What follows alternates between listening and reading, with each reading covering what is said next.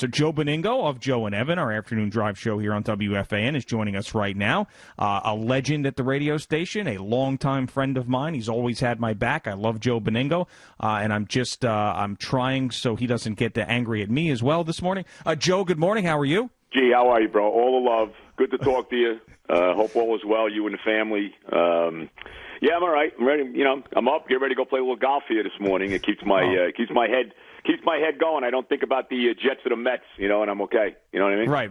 Very, very good. Yes, I know exactly what you mean, Joe. So, all right. So when the caller called up and said, Boomer was saying this and Boomer was saying that, and then you got, I don't want to hear about this anymore from Boomer, and I don't want to go in different areas with Boomer. Like, can you expound on that a little bit this morning with us? Well, because see, I understand.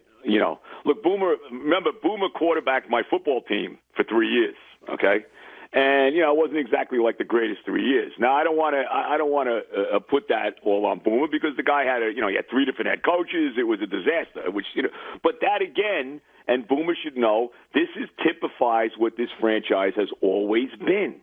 It has always been a disaster. It has always been brutally run. They've had terrible owners. Leon Hess was not a good owner. He woke up late in his life and said, "Boy, I'm getting up there in age. I'd like to win before I leave the earth." That he finally hired Bill Parcells, but it was too late, and Parcells couldn't put him over the top. And then these owners. Woody Johnson, when he owned the team, in the early days, he hit on a couple of guys. Herman Edwards was a decent coach. Rex turned out to, there was some good moments with Rex. But his brother now running the team has no clue what he's doing. Let's be honest. He's a horrific owner. So, and this has been the problem, really the big problem with this franchise, why it's been a revolving door of head coaches forever. Why it's, their drafting has been abysmal. You look at the draft, just look at the last 10 years, it makes you want to vomit when you see what the Jets have done as far as drafts are concerned. They haven't had a franchise quarterback in over 50 years. They're a disgrace. And the disgrace continues to manifest itself, and we saw it again on Sunday. Why should we be any more surprised that the Jets stink it up and not ready to play on opening day? Boomer? What? I've heard it. I've heard it 1,000 times over, and that's great. He's a passionate fan. I appreciate that. Hi, Boomer. Hi, Joe. Good morning.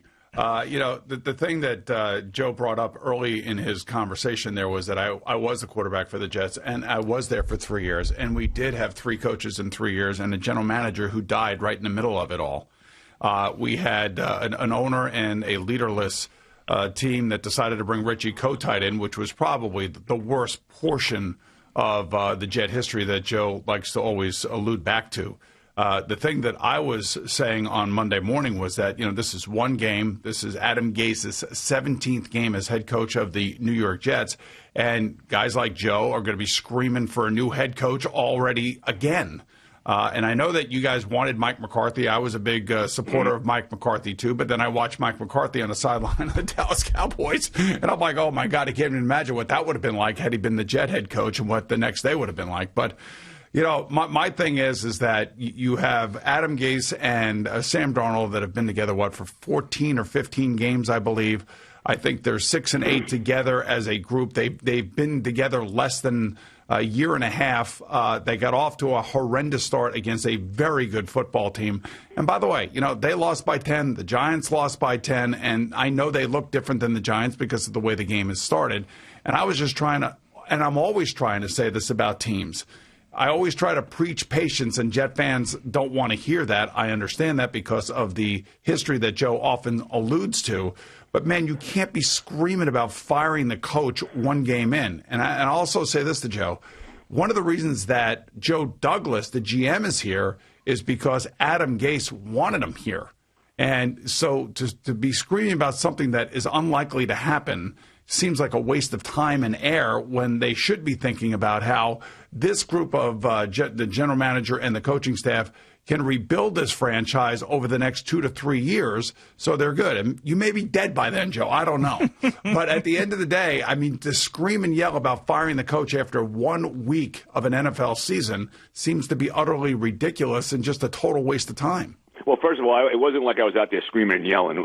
Look, we never wanted this guy in the first place. None of us. I don't know one Jet fan that wanted Adam Gase. We saw what he did in Miami. See, to me, this is his fifth year, not his second year. This is actually his fifth year. To me, this is a continuation of his 3 years in Miami. I know, but it's really not. I mean, he had a Ryan Tannehill down there, a young Ryan Tannehill who kept getting hurt. How's he doing now without Gase, by the way? But he was getting hurt down in Miami. It's a totally different situation.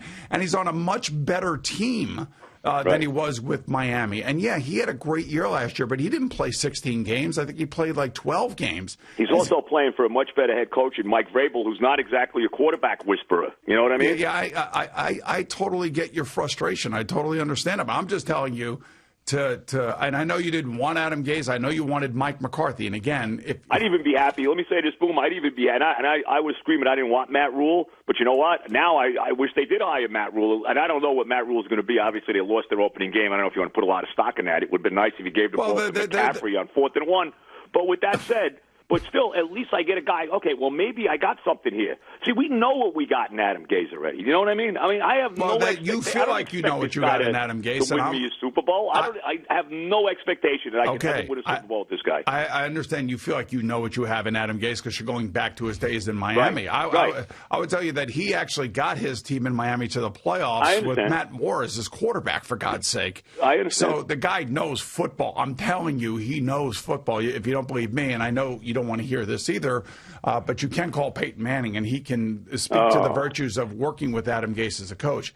I know you didn't want to hear that, but I'm just telling you. God forbid, we could have been the number 1 pick for the Jets. I don't want to play. I'll stay in school. I don't want to go there. All right. So he's basically 7-10 in the 17 games as head coach of the New York Jets. Of those 17 games, he's had a starting quarterback 14 games. And I know this week against San Francisco, they're probably going to get killed in your eyes because you know what? That's just the way it is. We have no chance this week. There's absolutely no chance. I think they start 0-4, to be very honest with you. And here's the other thing, Boop. Let me just say this too. And I don't know what Joe Douglas is going to be yet, but you know what?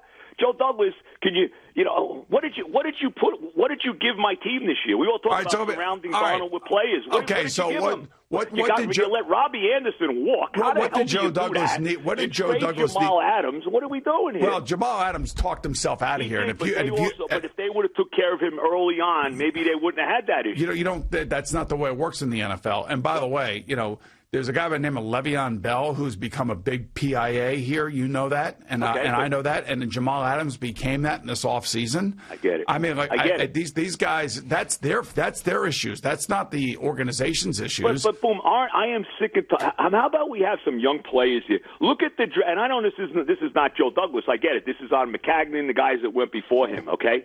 But they got no players. Well, look at the draft. Look at the high draft choices. Not only these guys aren't even in the league. Calvin Pryor, D. Milner, Chase Amaro, Christian. But that's not this group. That's not this group. I know, but it's not. It's Joe. It's not this group. It's like I always say. Oh my God. You have to give people an opportunity to do their jobs.